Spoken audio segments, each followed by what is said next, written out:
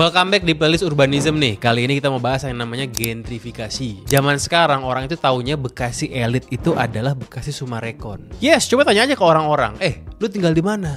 Sumarekon. Wah, elit tuh, Bekasi Selatan. Tapi dulu nggak begitu. Zaman dulu yang namanya Bekasi elit itu Bekasi Utara sama Bekasi Barat. Galaksi elit tuh. Bekasi Selatan dulu nggak elit. Nah, Bekasi Selatan ini merupakan daerah yang namanya tergentrifikasi. Daerah yang dulunya biasa-biasa aja atau mungkin underdeveloped tiba-tiba naik kelas. Itulah gentrifikasi. Naik kelas suatu kawasan itu bisa macam-macam ya alasannya. Ada yang alasannya karena proyek pemerintah, ada yang alasannya karena proyek swasta. Kalau kita ngomongin BSD, ngomongin PIK, ngomongin Bekasi Selatan tadi, itu karena swasta. Tapi ada juga yang karena proyek pemerintah. Contohnya di mana? Contohnya Andara, contohnya Sawangan, Cinere, itu naik kelasnya berkat proyek pemerintah, proyek Tol Desari. Kalau daerah-daerah kayak Menteng tuh nggak tergentrifikasi. Daerah kayak Menteng, Kebayoran Baru. Kalau dua ini emang daerah yang dari awalnya didesain sudah menjadi daerah elit. Dia bukan tergentrifikasi. Memang dari awal original goals-nya memang buat jadi daerah elit. Beda jadi ya. Ini sorry ya, gue kalau ngomongin contoh daerah, ya emang contoh gue paling daerah Jabodetabek aja lah. Karena pengetahuan kedaerahan gue ini emang nggak luas gitu. Mentok di situ aja, tapi ya itu buat gambaran aja lah. Nah, kalau kita ngomongin proyek Tol Desari misal dulu tuh ya, itu kan membuat Andara yang tadinya entah di mana tiba-tiba jadi tempatnya Sultan. Dan sekarang Andara itu tempatnya Sultan. Lo lihat deh iklan-iklan perumahan Andara, ya karena Raffi Ahmad tinggal di sana kan. Tapi emang dari harga tanah per meternya itu naik drastis sejak ada penggusuran Tol Desari tuh. Sampai sekarang udah mantap banget. Nah, apakah naiknya harga tanah itu kabar baik untuk semua orang? Jawabannya tidak. Orang yang paling rugi saat ada kenaikan harga tanah adalah orang-orang yang ngontrak. Karena saat daerah lo naik kelas itu sudah pasti harga kontrak akan naik. Harga sewa pasti naik tuh. Yang tadinya banyak kosan-kosan bojret gitu ya, kosan-kosan jelek, kontrakan-kontrakan yang jelek gitu. Begitu tiba-tiba kawasannya ini naik kelas dan tiba-tiba banyak orang-orang middle class yang mau tinggal di daerah situ, sudah pasti yang tadinya kosan bojret sama ownernya mungkin akan direnovasi. Ujung-ujungnya naikin harga sewa. Orang yang nggak mampu ngikutin naiknya harga sewa sudah pasti akan terpinggirkan. Ya meskipun dia udah tinggal di sana 20 tahun kontrak tuh ya, udah beranak pinak, udah jadi orang asli sana gitu. Tapi kalau daerahnya naik kelas dan dia nggak bisa ngikutin naiknya harga sewa, ya mau nggak mau dia kan akan mundur ke daerah yang lebih pinggir lagi.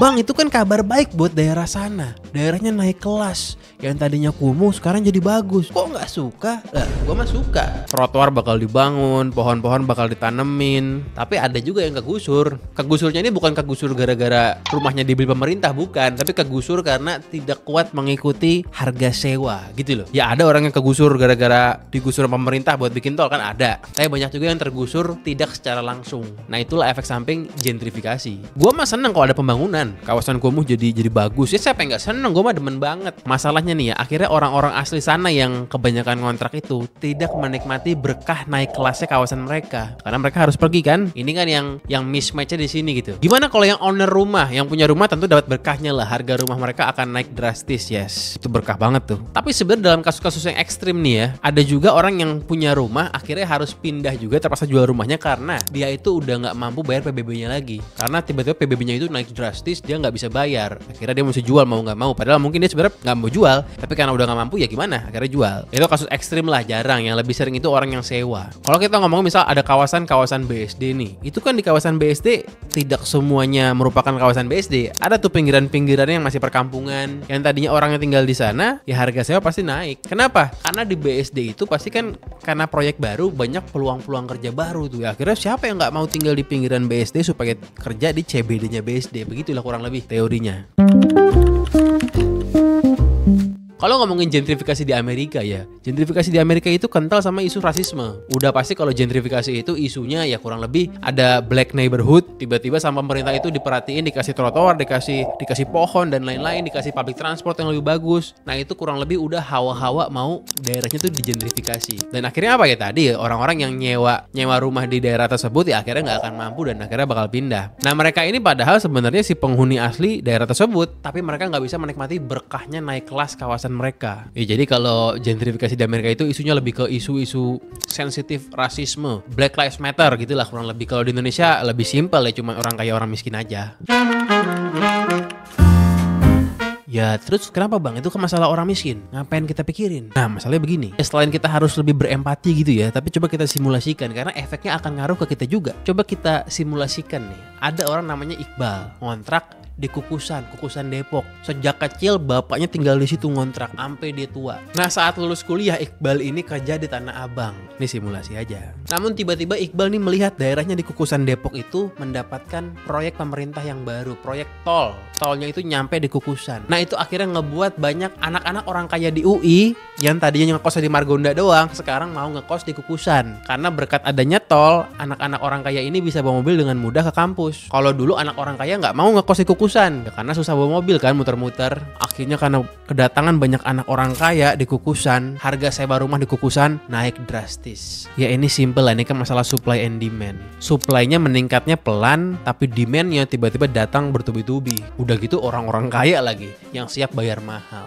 Ya Iqbal dan keluarganya yang bisa dibilang merupakan orang asli Kukusan karena lahir dan besar di sana, ya mereka akhirnya nggak mampu ngikutin harga sewa terbaru. Meskipun mereka orang asli, mereka mau nggak mau harus pindahlah mereka ke Citerep gitu, simulasi nih. Kenapa ke Citerep? Ya karena mampunya di situ. Di Kukusan udah gak mampu dia. Ya ini kan sandwich generation. Meskipun kerja tapi kan pengeluaran banyak. Udah gitu kemungkinan besar bapaknya ini pengangguran. Susah kan jadinya. Nah Iqbal ini kan kerja di Tanah Abang. Tadinya PP Tanah Abang Kukusan masih masuk akal. Nah sekarang mau PP Citerep Tanah Abang udah gak masuk akal. Akhirnya apa? Akhirnya mau gak mau si Iqbal ini ngekos kosan kecil di sekitaran kantornya. Yang tadinya Iqbal ini gajinya dipakai cuman buat bayarin sewa rumah keluarganya, sekarang si Iqbal ini harus bayar sewa rumah keluarganya di Citerep yang harganya sama kayak di Kukusan kemarin, plus dia harus ngebayar kosan dia di sekitaran kantor di Tanah Abang. Yang artinya apa? Artinya si Iqbal ini dooms to fail. Dia akan selalu miskin, susah untuk kaya. Kenapa? Karena pengeluarannya bertambah. Udah pengeluarannya pas-pasan, sekarang ditambah lagi. Nah ini merupakan kasus umum dalam fenomena gentrifikasi. Ya kelihatannya sih nggak ada masalah. Tapi yang tadinya si Iqbal ini ngabisin uang sewa cuma buat rumah dia, sekarang harus bayar 2 rumah. Kosan kecil dia di Tanah Abang sama rumah keluarga di Citerep. Gimana si Iqbal mau kaya? Gimana si Iqbal mau naik kelas? Gimana si Iqbal ini mau memutus kemiskinan di keluarganya? Ya ujung-ujungnya apa? Ujung-ujungnya ya mereka akan turun-temurun jadi orang yang miskin terus. Ya pindah kantor aja lah. Jangan di Tanah Abang lagi, pindahlah ke Margonda kantornya.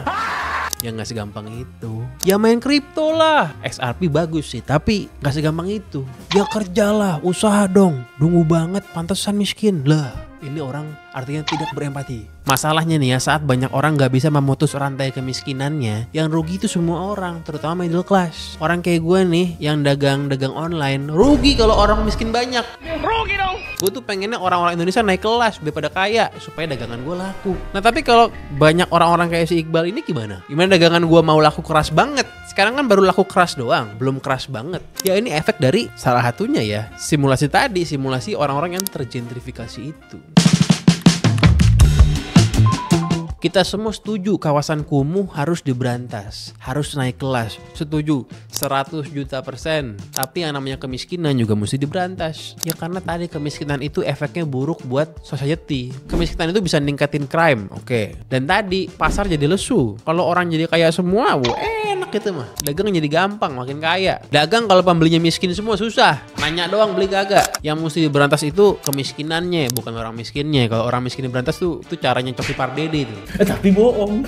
Bukan yang itu. Yang kita berantas kemiskinannya. Nah, di sini sebenarnya harusnya peran pemerintah nih. Tadi kan harga sewa itu naik gara-gara supply and demand. Supply-nya naiknya pelan tapi demand orang mau tinggal jadi banyak. Nah, disitulah kenapa harusnya kalau ada kawasan baru yang dibentuk atau ada proyek besar baru yang dibentuk nih, di sekitaran kawasan tersebut yang terindikasi harga sewanya akan naik nih, itu pemerintah harus ngasih banyak supply rusun-rusun. Selama ini dilakukan, tapi dilakukan dengan sekadar-kadarnya aja. Contoh di PIK nih ya. Di PIK itu ada nggak akhirnya dibikinin rusun buat orang-orang yang tergusur? Ada. Di mana? Di Pulau Gadung. Kejauhan. Udah kejauhan terus cuman dikit. Lagi itu kan kalau PIK 2 bukan Jakarta. Ya bikinlah harusnya rusun di daerah sekitar situ. Karena gini, kalau ada orang yang tergusur karena nggak bisa bayar sewa, itu kan dia harus tinggal ya di sekitar daerah dia juga. Nggak mungkin dia pindah terlalu jauh, nggak segampang itu. Karena kan kan lumbung padi dia tuh tempat cari makannya ya di sekitaran situ harusnya. Nggak bisa tadinya tinggalnya di Pik 2 Tangerang, tiba-tiba lu pindah ke Pulau Gadung. Pindah kantor nggak segampang itu. Apalagi kalau dia dagang ketoprak misalnya, dagang ketoprak pindahnya nggak segampang itu. Dan pemerintah itu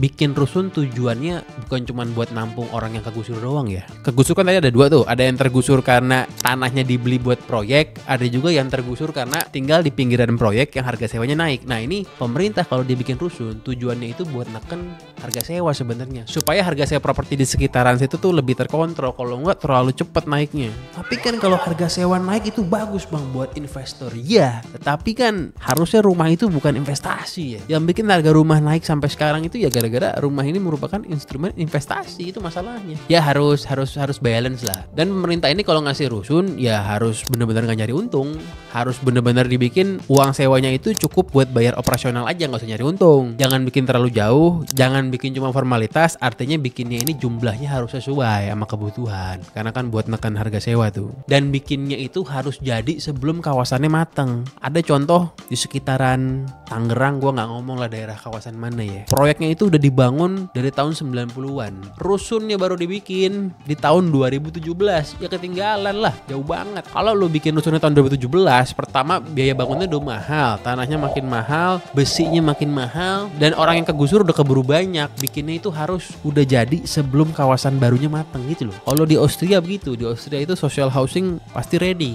nggak nunggu 20 tahun. Dan di Austria namanya social housing sudah pasti biaya sewanya tidak cari untung, ya buat bayar operasional aja supaya listrik ke jalan, supaya air jalan cukup, udah nggak perlu nyari untung. Ya pemerintah itu kan kalau ada orang ngajuin izin kawasan baru pasti kan pemerintah dapat cuan. Nggak mungkin Pemda nggak dapat kecipratan, pasti dapat. Nah itu kecipratannya mesti dipakai buat bikin rusun yang sebanyak-banyak yang pengen beludak, dibikin yang murah jangan yang mahal. Nah kalau soal pemilik rumah yang tergusur karena nggak bisa bayar PBB nih ya, itu sebenarnya jawabannya sesuai kebijakan Ahok zaman dulu tuh. Zaman dulu tuh Ahok pengen ngebebasin PBB di Jakarta. Bagus tuh. Ya karena aneh juga, kenapa gua harus bayar PBB? Padahal kan gua beli tanah pakai uang gua. Kenapa dipajakin? Kalau misalnya pajak kendaraan wajar, gua pakai jalannya yang bikin pemerintah. Nah kalau rumah gua kenapa dipajakin? Kenapa tanah gua dipajakin? Kan aneh sebenarnya. Harusnya memang gratis. Ya tapi itu masalah yang lebih tidak penting lah. Yang lebih penting itu orang-orang yang nyewa. Yang nyewa ini hidupnya lebih fragile gitu loh. Dan terakhir nih ya, kalau misalnya pemerintah mau bikin proyek besar, itu tolonglah informasi tentang proyek ini jangan bocor duluan. Misal lo pengen bikin jalan tol di mana gitu, ya infonya jangan sengaja dibocorin lah. Itu kalau infonya udah bocor, yang tahu duluan pasti makelar, yang untung nanti makelar. Harusnya kan yang dapat gain sebesar-besarnya adalah orang yang tinggal di situ beneran gitu loh. Ada aja sebelum digusur tanahnya udah dibeli duluan sama makelar. Pemerintah bayar ke makelar, ya makelar yang untung. Harusnya kan gain sebesar-besar gain itu dikasih ke dia, ke mereka, ke rakyat yang tinggal di situ. Itu tujuannya tadi supaya kemiskinan diberantas. Ya karena kalau banyak orang miskin susah hidup. Ini bukan gua so baik ya, tapi emang enakan orang tuh naik kelas tuh jadi enak gitu. Dagang gampang, apa gampang, kan enakan begitu. Kalau yang kayak cuman segelintir susah jualan, mana enak. Ya kalau gua mah simple. Kalau orang miskin ini nggak berkurang, gimana Johnny Cream gua mau laku keras banget? Gimana caranya? Susah. Kalau yang kayak dia lagi susah. Jualannya cuma satu. Kalau yang kayak barang-barang kan enak, makin laku nih barang gua. Oke. Mimpi gua mah simple. Gua pengen burung-burung pria di Indonesia nih ya, itu jadi ganteng dan wangi, agar sedap dipandang oleh istrinya. Kenapa? Ya supaya harmonis. Karena perceraian itu merupakan salah satu kontributor kemiskinan. Iya bener loh. Orang tuanya cerai itu lebih rawan jadi miskin. Menurut penelitiannya begitu ya. Makanya Johnny Cream gue ini meskipun lo pikir bercanda-bercandaan, tapi ini misinya mulia loh. Ingin mengangkat derajat bangsa Indonesia ini, gila ini. Ya udahlah, sampai jumpa di video selanjutnya. Sayonara.